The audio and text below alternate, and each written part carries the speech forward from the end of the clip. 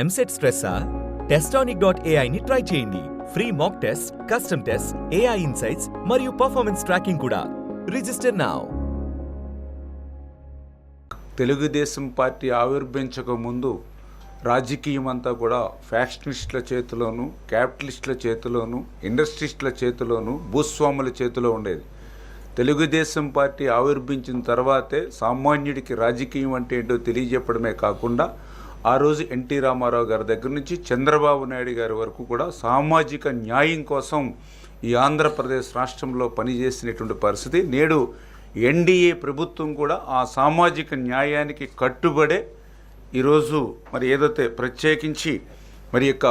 ఆంధ్రప్రదేశ్ రాష్ట్రంలో ఉన్నటువంటి యొక్క షెడ్యూల్ కులాల వర్గీకరణ ఏదైతే ఉందో దాని ఆర్డినెన్స్కి సంబంధించి ఈరోజు క్యాబినెట్ ఆమోదించడం జరిగిందని చెప్పి మీ ద్వారా ముందుగా తెలియజేసుకుంటూ ఉన్నా. ఏదైతే మరి గతంలో కమిటీ ఇచ్చినటువంటి రిపోర్ట్స్ ఏదైతే ఉన్నాయో మరి దాని ప్రకారమే 7.5, 6.5, 1 అంటే ఈ రకంగా 15% రిజర్వేషన్ ఏదైతే ఉందో మరి ఆ రిజర్వేషన్ కూడా ఏదైతే జనాభా ప్రాతిపదికన అంటే రేపు భవిష్యత్తులో ఏదైతే జిల్లాల వారీగా జనాభా దామాషా ఏదైతే ఉందో దాని ప్రకారం కూడా భవిష్యత్తులో ఆ యొక్క జనాభా దామాషా వచ్చిన తర్వాత అమలు చేసుకునేటువంటి విధంగా మరి ఈరోజు క్యాబినెట్లో కూడా డిస్కషన్ కూడా జరిగిందని చెప్పి తెలియజేసుకుంటూ మరి ఈరోజు ఆర్డినెన్స్కి క్యాబినెట్ ఆమోదం చెప్పడం జరిగింది.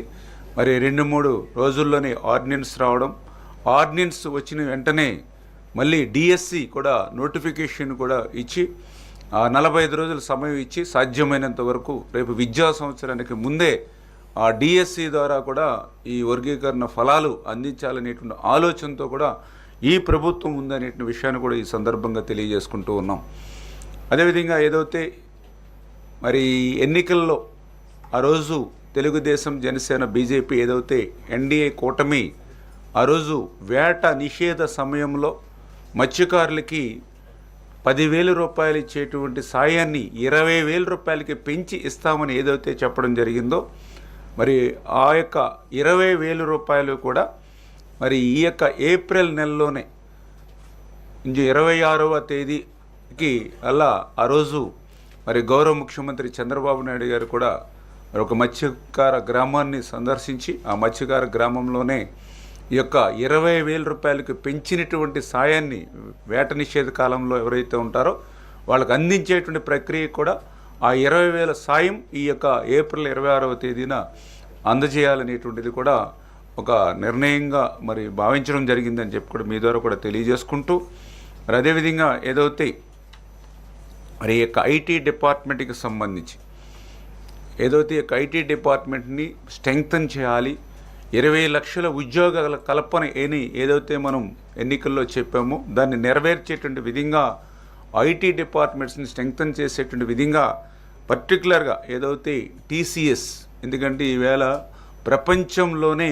ఒక అగ్రగామి సాఫ్ట్వేర్ ఏదైతే టీసీఎస్ ఏదైతే ఉందో మన రాష్ట్రంలో మరి పెద్ద ఎత్తున ఆ టీసీఎస్ విస్తరించేటువంటి విధంగా మరి వాళ్ళకు కూడా ఒక ల్యాండ్ ఏదైతే ఉందో మరి ఆ ల్యాండ్ కూడా వాళ్ళకి అంటే ఒక మెసేజ్ని పాస్ చేయాలనేటువంటి ఉద్దేశంతో అవసరమైతే మరి ఒక 99 పైసలకి మనం ఇచ్చేటువంటి విధంగా కూడా మనము ఒక నిర్ణయం తీసుకోవాలనేటువంటి విధానమే కాకుండా మిగిలినటువంటి డిపార్ట్మెంట్స్ కూడా అంటే ఏదైతే మెగా సెంటర్ కానీ డేటా సెంటర్ కానీ ఏవైతే ఉన్నాయో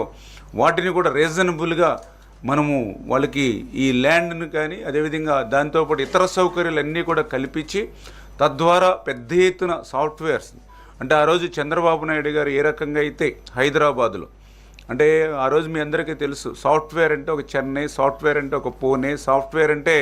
మరి ఒక బెంగళూరు అనేటువంటి పరిస్థితుల్లో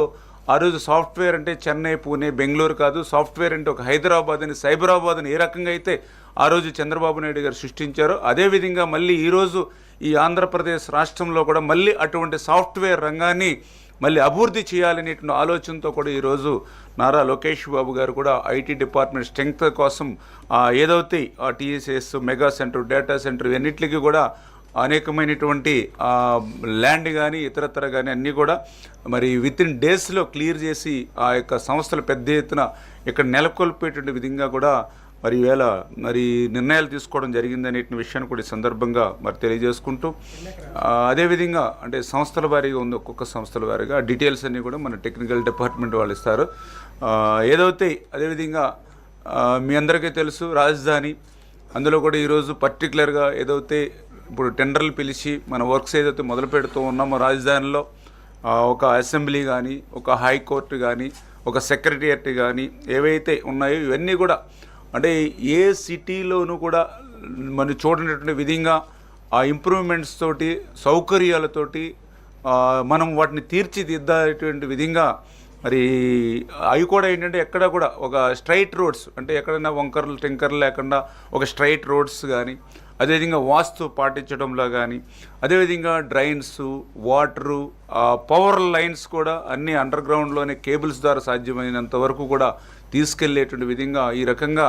మరి సౌకర్యాలతోటి ఏదైతే టెండర్స్ పిలిచి ఆ యొక్క పనులను కూడా మనం ప్రారంభించేటువంటి విషయంలో కూడా మరి ఈరోజు కేబినెట్ కూడా నిర్ణయం తీసుకున్నది అనే విషయాన్ని కూడా మరి మీ ద్వారా కూడా ఈ సందర్భంగా తెలియజేసుకుంటూ మరి అదేవిధంగా ఏదైతే ఈఎస్ఐ హాస్పిటల్స్, ఎందుకంటే వాటిని కూడా మన రాష్ట్రంలో అభివృద్ధి చేయాలి. ఆ ఈఎస్ఐ హాస్పిటల్ అనేది చాలా ముఖ్యమైనటువంటి విషయంగా గుర్తించి ఈ గుంటూరులో ఈఎస్ఐ ఆసుపత్రికి కూడా భూమి ల్యాండ్ ఏదైతే ఉందో వాళ్ళకు కూడా ఫ్రీగా ఇవ్వాలని, అదేవిధంగా కుప్పం మరి నియోజకవర్గంలో కేంద్రీయ విశ్వవిద్యాలయానికి కూడా మరి అక్కడ కూడా ల్యాండ్ వాళ్ళకు కూడా ఫ్రీగా, ఎందుకంటే ఈ కేంద్ర సంస్థలన్నింటినీ కూడా మన రాష్ట్రంలో పెద్ద ఎత్తున తీసుకొచ్చేటువంటి విధానంలో, అదేవిధంగా ఏదైతే ద్వారకా తిరుమల మన ఏలూరు జిల్లా లక్ష్మీనరసింహస్వామి ఆలయానికి డెవలప్ చేసుకోవడానికి ఎండోమెంట్ డిపార్ట్మెంట్ కూడా అక్కడ ల్యాండ్ మనం ఫ్రీగా ఇవ్వాలని, ఇంకా ఏదైతే ఇండస్ట్రియల్ పార్క్ డెవలప్ చేయడానికి ఏదైతే నెల్లూరు జిల్లాలో కృష్ణపట్నం దగ్గర కానీ అటు కూడా ల్యాండ్ ఫ్రీగా ఇవ్వాలని, అదేవిధంగా గ్రేహౌండ్స్ ఏదైతే బలోపేతం చేయడానికి విజయనగరం జిల్లా కొత్త వలసలో వాళ్ళకు కూడా ల్యాండ్, అంటే ఇట్లాగా ఈ భవిష్యత్తు ప్రణాళిక ఫ్యూచర్ని దృష్టిలో పెట్టుకుని, డెవలప్మెంట్ని దృష్టిలో పెట్టుకుని, భావితరాలు భవిష్యత్ తరాల యొక్క అవసరాలని గుర్తు పెట్టుకుని మరి ఈ రకంగా ల్యాండ్స్ కూడా వాళ్ళు ఫ్రీగా ఇవ్వడం. అందులో కూడా పర్టికులర్గా ఏదైతే మనము ఈ యొక్క ఇండస్ట్రియల్స్ కానీ, అదేవిధంగా ఏదైతే ఐటీలు కానీ మనం ఇచ్చేటప్పుడు మనం ఎంత ల్యాండ్ ఇస్తూ ఉన్నాం, అదేవిధంగా దానివల్ల ఎన్ని ఉద్యోగాలు కల్పన వస్తుంది, ఎంత మనకి దాని మీద పెట్టుబడులు పెడతారు, ఇవన్నీ కూడా తీసుకుని దాని ప్రకారం వాళ్ళకి ల్యాండ్ ఎలిగేషన్ ఇమ్మని చెప్పేసి కూడా ముఖ్యమంత్రి గారు కూడా చెప్పడం జరిగిందని చెప్పేసి కూడా మరి మీ ద్వారా ఈ సందర్భంగా కూడా తెలియజేసుకుంటూ, అదేవిధంగా ఏదైతే ఈ మైన్స్కి కూడా సంబంధించి మీరు చూసారు, మనం అధికారంలోకి వచ్చిన తర్వాత విచ్చలవిడిగా ఏదైతే మైన్స్లో గత ప్రభుత్వం దోపిడీ చేసిందో ఆ రోజు కూడా వైట్ పేపరు ఆ రోజు కూడా రిలీజ్ చేశారు. ఆ రోజు ముఖ్యమంత్రి గారు కూడా 19,000 కోట్ల రూపాయలు పైబడి ఆ రోజు ఏదైతే గత వైసీపీ మరి అవినీతికి లూటికి ఏదైతే పాల్పడిందో మళ్ళీ అవన్నింటినీ కూడా ఒక్కొక్కదాన్ని సరిదిద్దుకుంటూ మరి వాటికి కూడా, ఎందుకంటే ఇప్పుడు నిర్మాణాలు కూడా రాష్ట్రంలో బాగా ఊపందుకున్నాయి. ఎక్కడ చూసినా మళ్ళీ కన్స్ట్రక్షన్ అనేది, ఎందుకంటే గత ప్రభుత్వం అంతా కూడా విధ్వంసానికి పరిపాలన జరిగితే ఈ ప్రభుత్వం అంతా కూడా కన్స్ట్రక్షన్ నిర్మాణం వైపు జరుగుతుంది. కాబట్టి దానికి అనుగుణంగా ఏదైతే గ్రానైట్ కానీ, గ్రావెల్ కానీ, రోడ్డు మెటీరియల్ కానీ, అంటే ఇవన్నీ కూడా గతంలో ఆక్షన్లోనే తీసుకోవాల్సి వచ్చిండేది. ఆక్షన్లు అనేటప్పటికీ టైం డిలే అవుతుంది. కాబట్టి ఇన్ టైంలో మనం ఇప్పుడు ప్రతి పని కూడా ఒక షెడ్యూల్, రాజధాని అంటే ఈ షెడ్యూల్, పోలవరం అంటే ఈ షెడ్యూల్, ప్రతిదీ కూడా ఒక షెడ్యూల్ పెట్టుకుని వర్క్స్ చేస్తూ ఉన్నాం. కాబట్టి అటువంటి ఆక్షన్ ప్రాసెస్ అనేది లేట్ అవుతుందని అప్లికేషన్ రూట్ అనేది ఒక తీసుకుని అప్లికేషన్ రూట్స్ని విత్ ఇన్ డేస్లో దానికి కూడా టైం బాండ్ పెట్టుకుని ఏదైతే అప్లికేషన్ రూట్లోనే దీన్ని క్లియర్ చేయాలని, అంటే ఒక్క ఇండస్ట్రియల్ మెటీరియల్కి మాత్రమే ఏదైతే ఆక్షన్, అంటే ఇండస్ట్రియల్ మెటీరియల్ అంటే ఏదైతే సిలికా, డోలమైట్ ఏవైతే ఉన్నాయో వాటి వరకు ఇండస్ట్రియల్ పర్పస్ వరకు అయితే ఆక్షన్ పర్పస్. బట్ ఇటు గవర్నమెంట్ సెక్టార్స్ కానీ, ప్రైవేట్స్ కానీ ఏదైతే కన్స్ట్రక్షన్స్ ఏవైతే వీటన్నిటి కూడా అప్లికేషన్ రూట్లోనే మనం పర్మిషన్స్ ఇచ్చి స్పీడప్ చేయాలనేటువంటి ఆలోచన. అదేవిధంగా లీజ్ కూడా ఏదైతే ఉందో గతంలో 20 years ఉంటే వాటిని కూడా 30 years వరకు చేయాలనేటువంటి ఈ రకంగా కొంత మినరల్ వీటిల్లో మైన్స్ డిపార్ట్మెంట్స్లో కూడా కొన్ని నిర్ణయాలు తీసుకోవడం కూడా జరిగిందని చెప్పి మీ ద్వారా కూడా తెలియజేసుకుంటూ, ఇట్లా భవిష్యత్తును దృష్టిలో పెట్టుకుని ఈరోజు క్యాబినెట్లో అనేకమైన నిర్ణయాలు తీసుకున్నామని చెప్పి మీ ద్వారా కూడా తెలియజేసుకుంటూ